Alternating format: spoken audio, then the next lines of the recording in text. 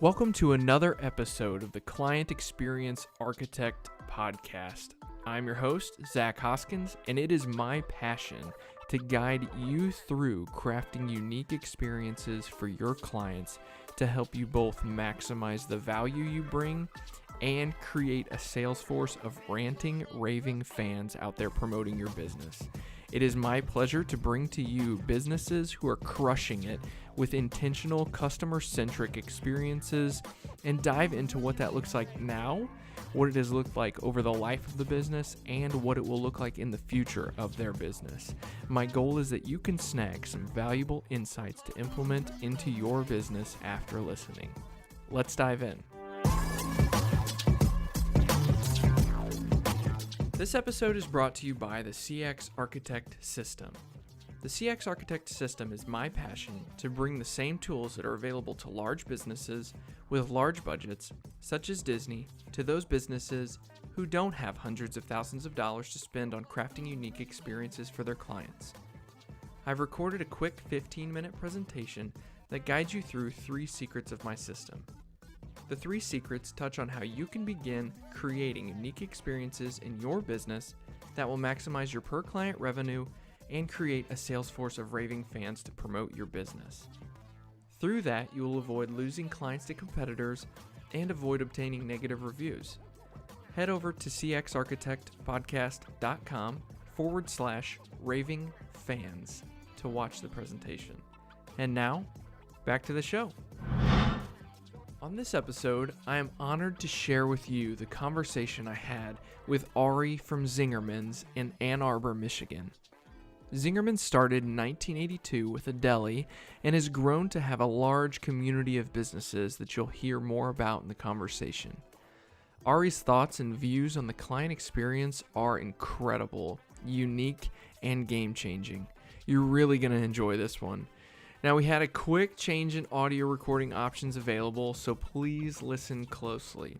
Without further ado, here's my conversation with Ari from Zingerman's.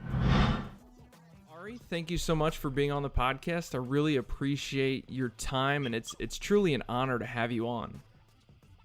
Well, I'm honored to be on, so right back at you. I appreciate that.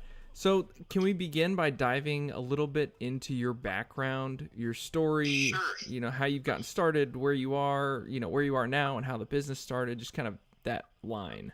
Yeah, absolutely. I know it well. I grew up in Chicago. I came to Ann Arbor, which for those who don't know where Ann Arbor is, it's about 4 hours drive east of Chicago and about an hour west of Detroit. So we're on I-94. Anyway, I came up to Ann Arbor to go to school at University of Michigan. Studied Russian history with a particular focus on the anarchists, which we could talk about later if you want. But Sure. I graduated with my history degree. Of course, there isn't anything you can do with a history degree, which was not a shock or anything. I was supposed to go back and get more degrees, but I failed miserably. And visioning is the visioning process, or getting clear on a vision of the future, is a huge piece of our business approach and philosophy. But when I graduated, I had really no vision at all. I had only what David White, W-H-Y-T-E, the writer and poet whose stuff I really liked, calls the via negativa. And he says that's when you're clueless about where you want to go, but you're very clear on where you don't want to go. Sure. And I only knew I didn't want to go home. And in order to not go home, I needed a job.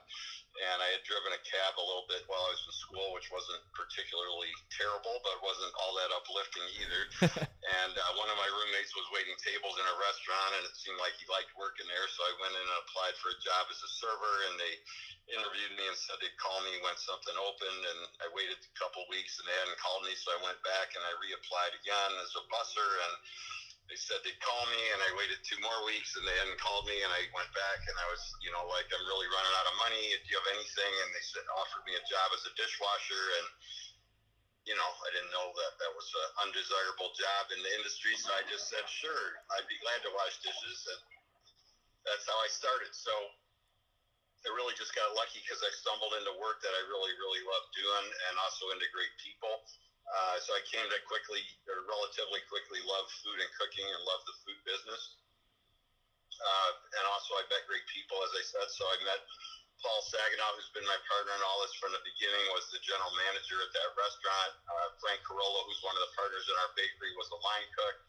And Maggie Bayless, who's the partner at Zingerman, which is our little training business, where we teach seminars and stuff, was a cocktail waitress. So I don't really know why we were all in there together, but we were, and we're now almost 40 years later. We still like each other, and we're still working together. So anyway, so that's how I got going. Frank started teaching me how to prep and line cook, and I started managing kitchens.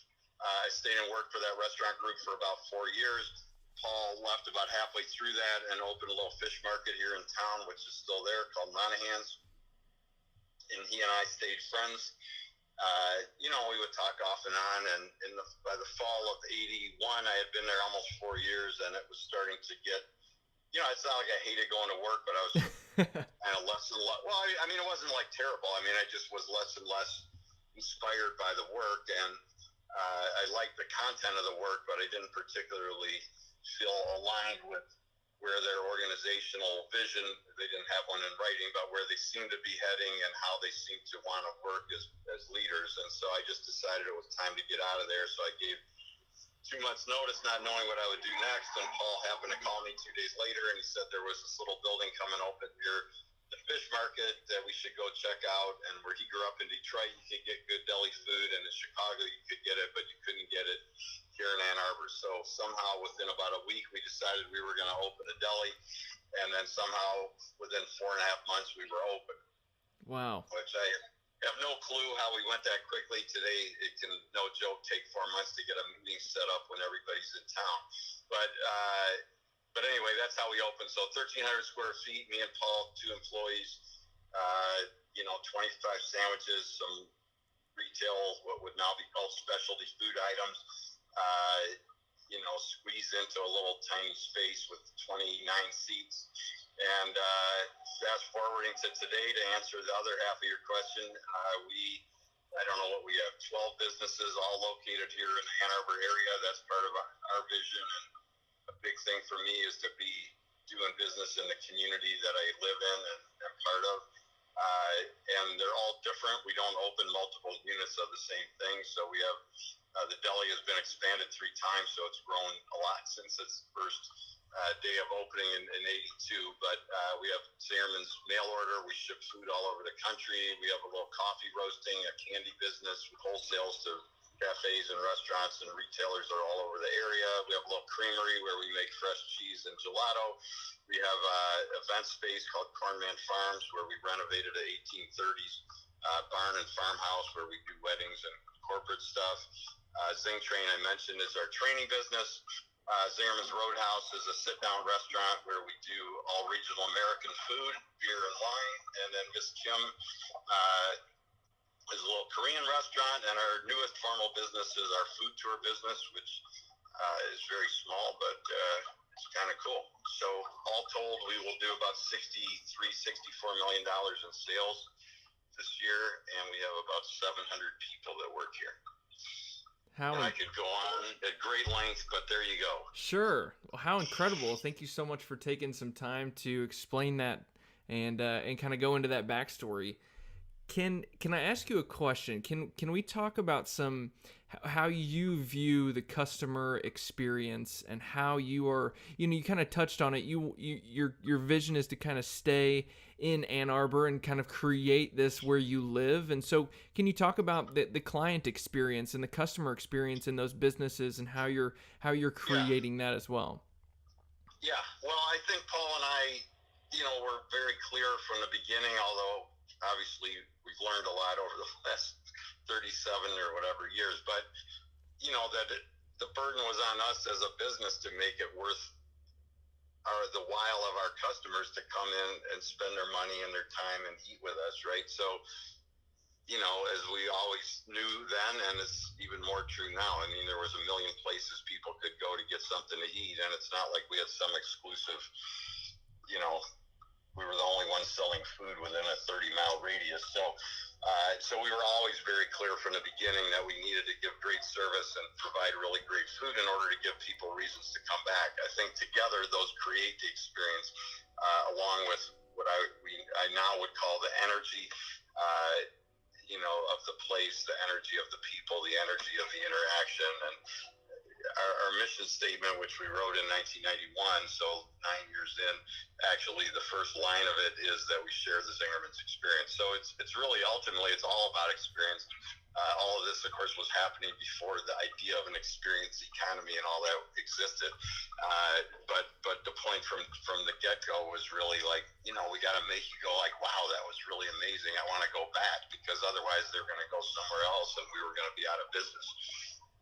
Yeah, no doubt. So you touched on something that I really dialed in on, and I'd like for you to unpack a little bit for us and our listeners, the energy of the people. Can you kind of explain? It seemed like it just kind of came off your tongue, like that was just part of a culture, but I'm curious if you could talk about if that's intentional or, how that came about. Yeah. Yes, I can talk about it, and yes, it's intentional. So, a good friend of mine's name is Anise Kavanaugh, Anese, and Kavanaugh with a C. Might be somebody that you want to have on the show at some point, but I'd be glad to connect you. But that's really her work is around energy management, and that's where I learned it, and we've sort of adapted it from her over the last 10 years. And she teaches her own stuff. In fact, she'll be in Ann Arbor this month teaching, and we reference her work regularly. But she brought up the idea of energy at a time where when we in 2007, we wrote our third organizational long-term vision, and in there it talked about having 380% more fun when we get to 2020, which is when the vision was set. That was one of many things in the vision. And immediately after that, or relatively soon after that, a lot of people working here started to have meetings to how to figure out how to get to 380% more fun, and then they started arguing about fun, and then they started trying to organize fun, and all I could think was like, all I know is what y'all are doing is totally not fun. And but Paul has taught me many good things over the years, and one of them is a little saying that says, when furious, get curious. And I tried to reflect, because, of course, it wasn't like they were doing something bad or wrong. I mean, they were taking our vision seriously, which is exactly what we want.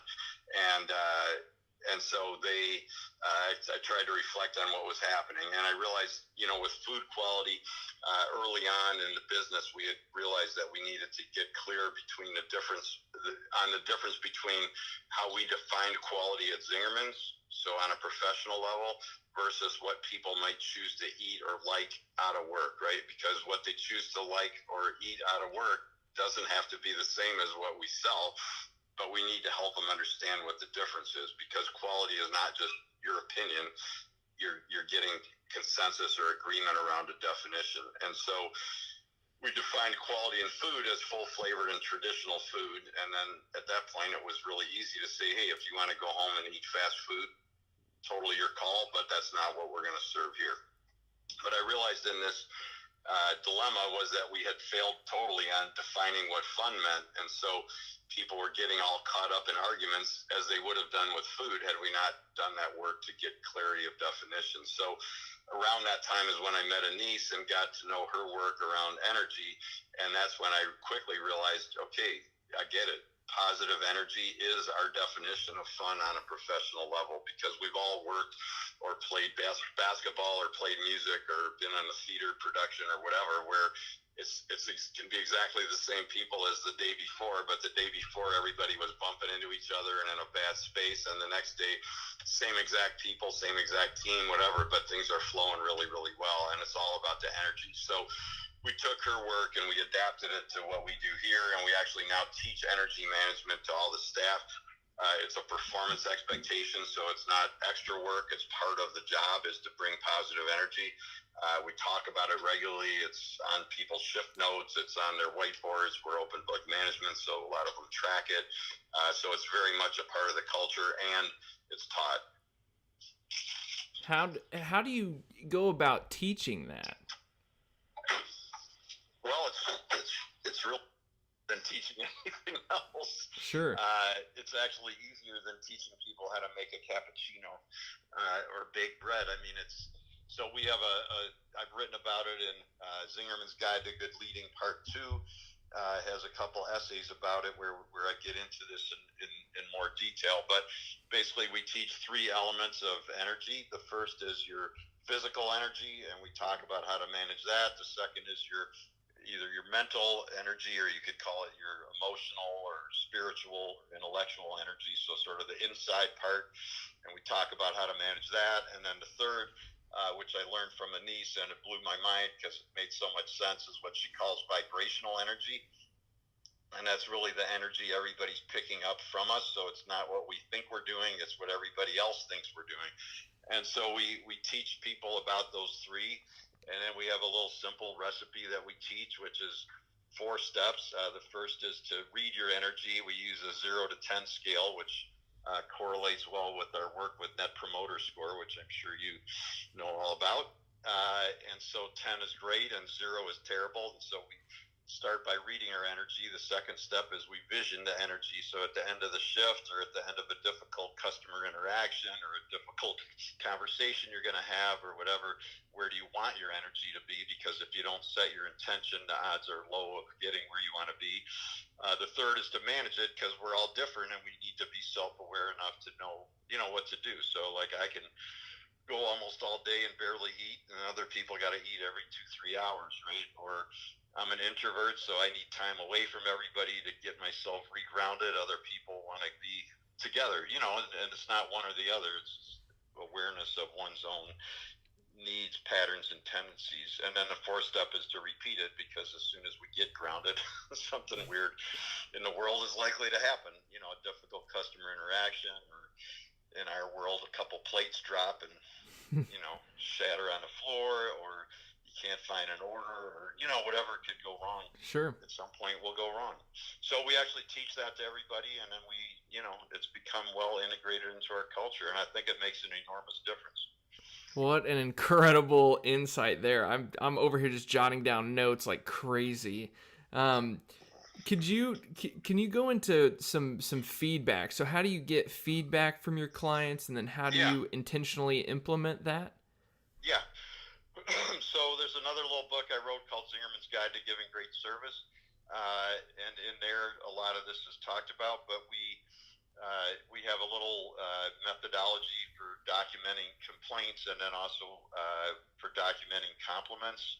We call the customer complaint, and a complaint here could be neutral almost. I mean, it's just like they're asking for something in a different color or whatever, so they don't have to be upset, but they're making a request from us.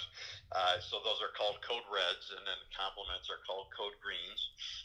So we, our charge for all of us who work here is to document the ones that we hear from the customers. And I without question, we don't get everything perfectly documented, but if you capture 2/3 of them, or even would be great. And then those, in each business, we'll do it a little differently, but get reviewed regularly. So most of them will go over them at their weekly huddle, which is part of the open book management regimen. In the bigger businesses, there'll be 1 or 2 people who are charged with going through all of them and putting together, some kind of report where they can pull trends or, significant issues. But basically, that's how that works. So that's one big piece. We also do Net Promoter Score, which we call Zingerman's Experience Indicator. So we changed the name of it, but we do that, and that each business, because we are in different businesses, we do it different ways. So mail order sends a quick survey. At the Roadhouse, surveys go down with the check at the table. So different people gather it in different ways, and then again, for people who do Net Promoter Score, they already know, but you're generally getting some good feedback out of those that we can work on too. So those are the 2 most common formal ways. We've done some mystery shopping. I mean, there's no rocket science to it. And then I think really one of the biggest things is just being present. So it's not like any of us, you, me, or anybody else is going to be present everywhere all the time, but I think like I don't actually have an office, and so I try to get out into the businesses pretty regularly. That's where I spend most of my work time. And people will say stuff because you're there that you won't, uh, you know, you won't. They won't tell you if they don't see you. So I think that's huge. And then there's an essay also in part 2 of the book about something that I just started doing really out of need in an unplanned way, but has remained a regimen for me, which is certainly not perfect, but I pour water at the Roadhouse every evening to work the floor. So it just started out of walking in one night and customers at a table needed water, so I started pouring their water, and then I looked at the next table and they needed water.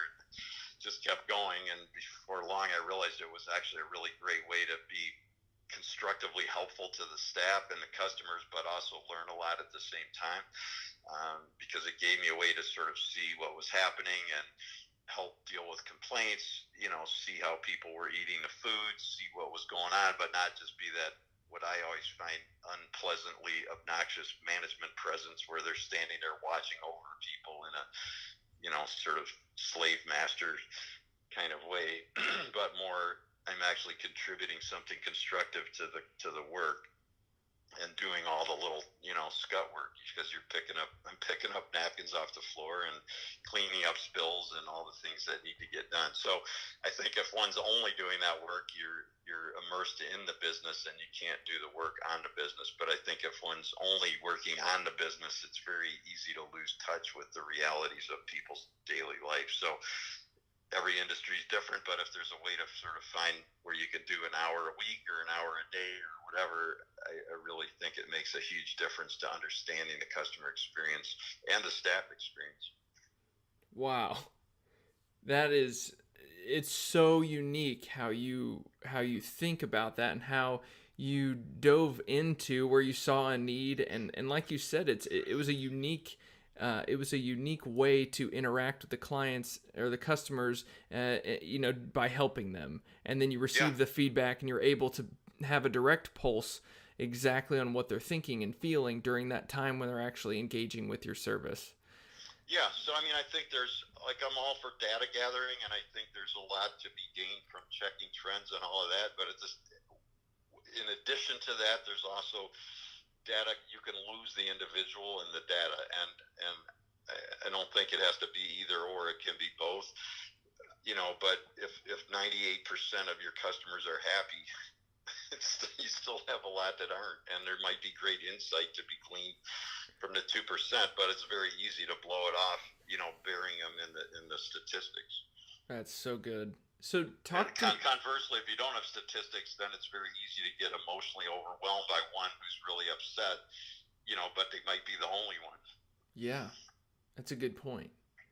Help me understand what you think is most important when it comes to your customers across all the businesses. How do you visualize that? How do you kind of conceptualize the importance that you can bring?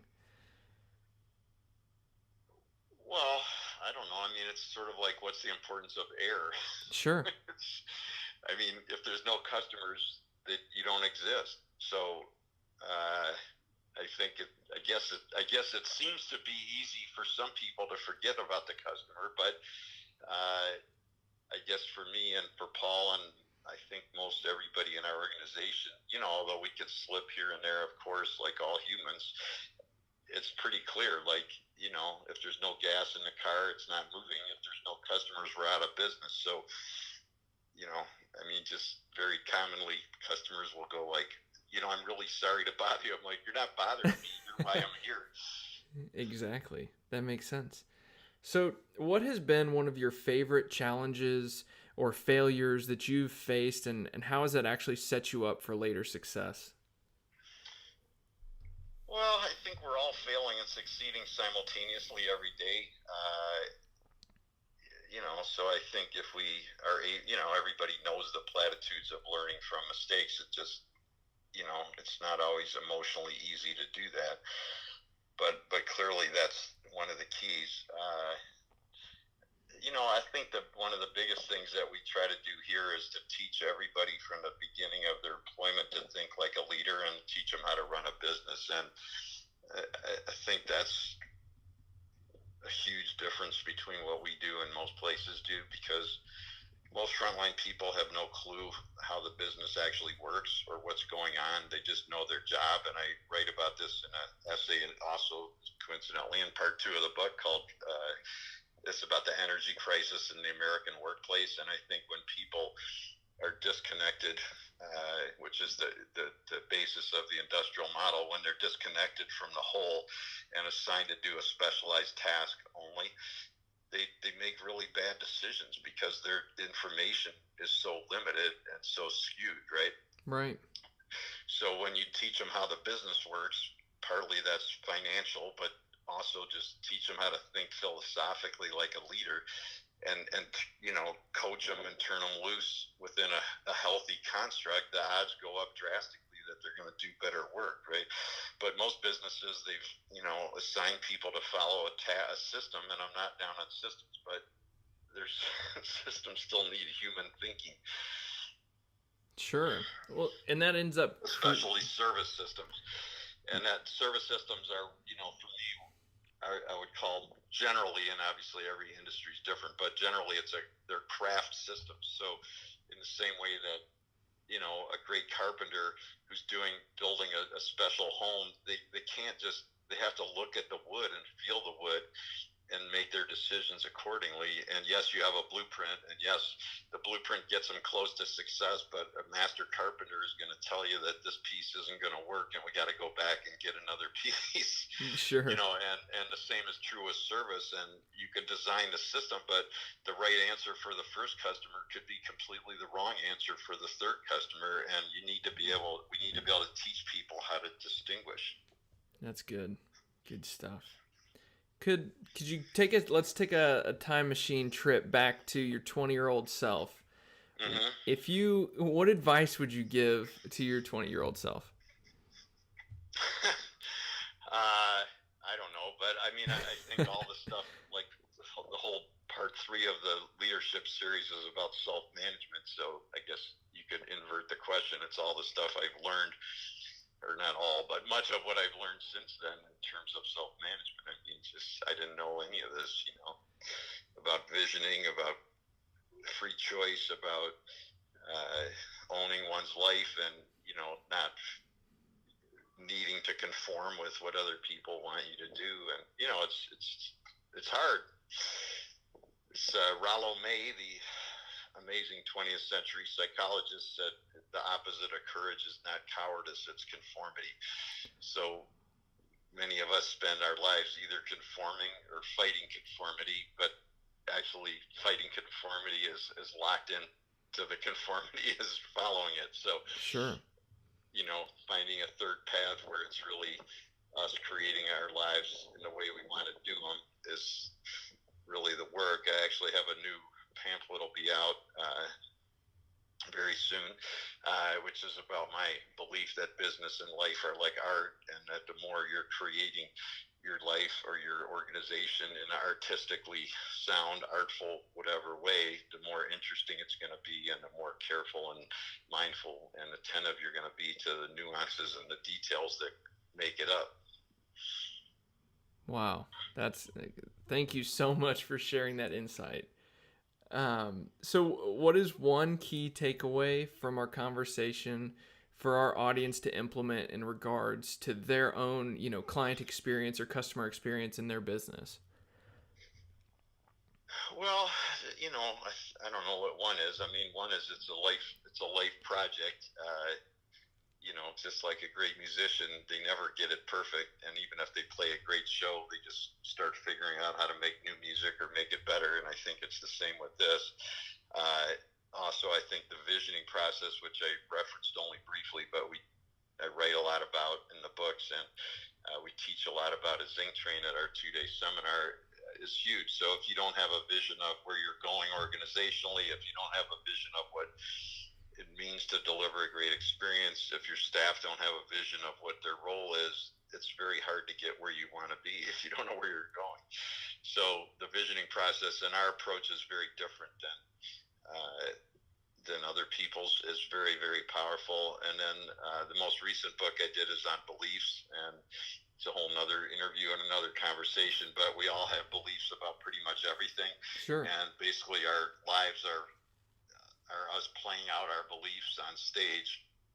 And if people have, if somebody's in a role that requires them to deliver great customer experiences, but they have negative beliefs about people, it's never going to work. Sure.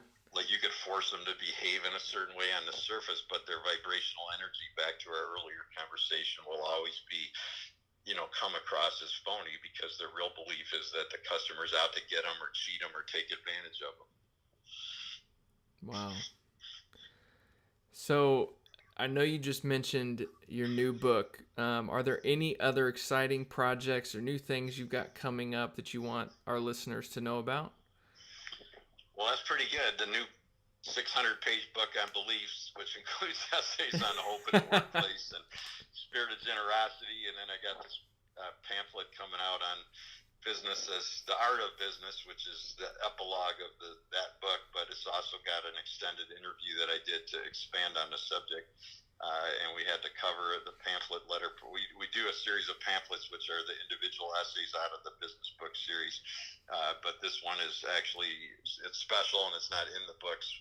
The interview's not in the book, so we actually have designed it in a special way. So the cover is going to be letterpressed by a guy named Michael Coughlin in Minneapolis, who does beautiful work. And, that's pretty good. Yeah, no, that's great. Thank you so much. So how can people, how can our listeners keep up with that, kind of find you? How can they do that? So my email is ari@zingermans.com. They're welcome to email me directly. Zingtrain.com will get them to our training seminars. And then with the books and stuff, we do all the design and everything here ourselves, and we print them here in town. We're sort of off the grid. So they're on Zingtrain.com also, our training business, or at ZingermansPress.com. Either one would have them. We're sort of out of the mass market. Well, perfect. Well, Ari, it has been such a pleasure. It's clear that you're passionate about your client's experience, your business, and I thank you so much for taking this time and sharing that with us, and I appreciate you. My pleasure. I appreciate you. Have a wonderful day, and let's keep in touch. Yes, will do. Thanks, Ari. Thank you. Thank you for listening in on another episode of the CX Architect Podcast. As always, we'd love to get your feedback on this episode and other episodes. If you liked it, if you pulled out any nuggets to implement, things like that. Also, if you like this episode and you're listening on your phone, take a quick screenshot, post it to Instagram or Facebook, and let me know what you thought, and then use hashtag CXArchitect and tag me in it so I can see your feedback. You can also head over to cxarchitectpodcast.com to find the show notes and a place to leave some feedback. Please let us know what you'd like to hear more of, and if you like the show and believe others might benefit from it, we'd love if you'd share it up and leave a 5-star review on iTunes, and doing that will help more people discover the show. And with that, I appreciate you, and thank you for listening. Have an awesome day.